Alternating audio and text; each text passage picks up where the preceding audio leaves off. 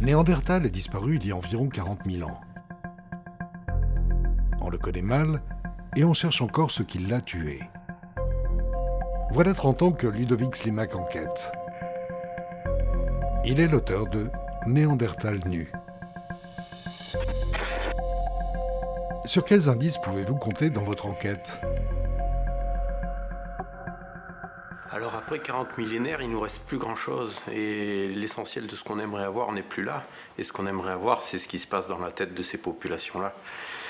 Alors il nous reste des ossements, il nous reste des silex, il nous reste leur lieu de vie, les grottes, les territoires qui étaient là, mais des territoires énormément modifiés. Pour vous, le climat n'est pas le responsable de la disparition de Néandertal.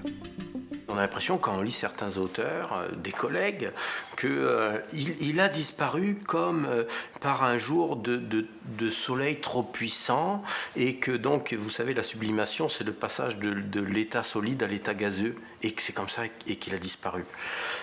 Et ça marche pas.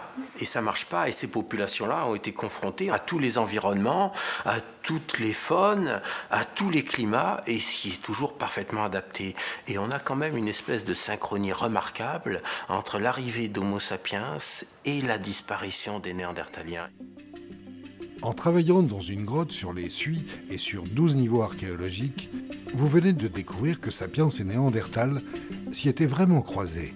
En travaillant là-dessus, on s'est aperçu que ces 12 niveaux archéologiques représentaient quelque chose comme 500 phases de passage dans la grotte. Et qu'on avait le dernier feu néandertalien et puis le premier feu d'Homo sapiens. Mais alors, c'est combien de temps ? Eh bien, le combien de temps, c'était 1 an temps maximum. Et ça changeait vraiment toutes les modalités de pensée et d'écriture sur les interactions entre ces populations. Nous, Sapiens, portons des gènes de Néandertal. N'est-ce pas le signe d'une cohabitation plutôt pacifique ? L'échange de gènes entre deux populations, c'est jamais une histoire d'amour. C'est la question des alliances entre deux populations.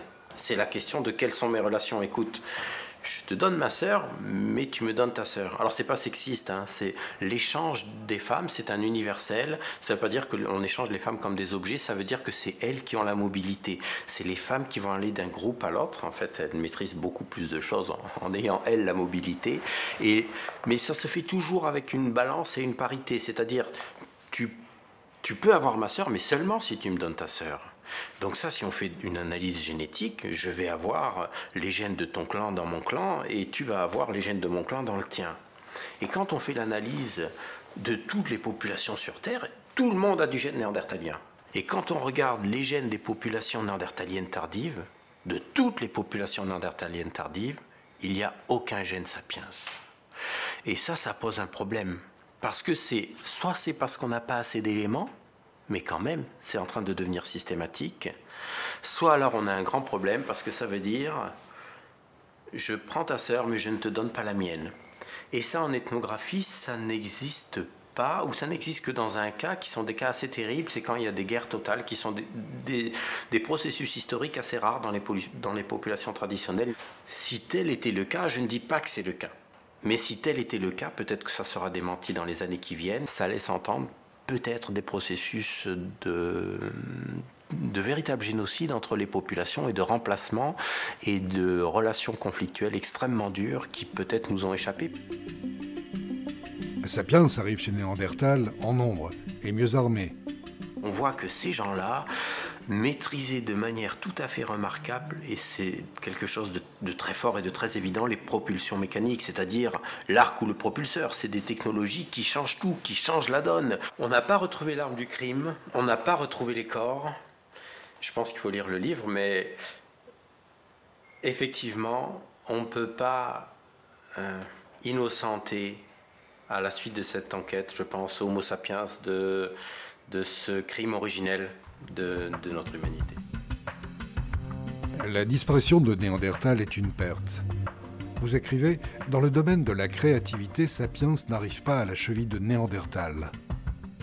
On est passé complètement à côté. On a cherché l'art néandertalien qui n'existait pas, et dans les artisanats, en fait, la créativité était là. On l'avait jamais vu, c'est dans Néandertal nu que j'ai dit, mais regardez, mais ouvrez les yeux, chaque objet est une création totale, et il y a une liberté d'être, une créativité hors du commun, et si la définition de l'humanité, c'était la créativité et la liberté d'être, peut-être que les humains ont disparu il y a une quarantaine de millénaires.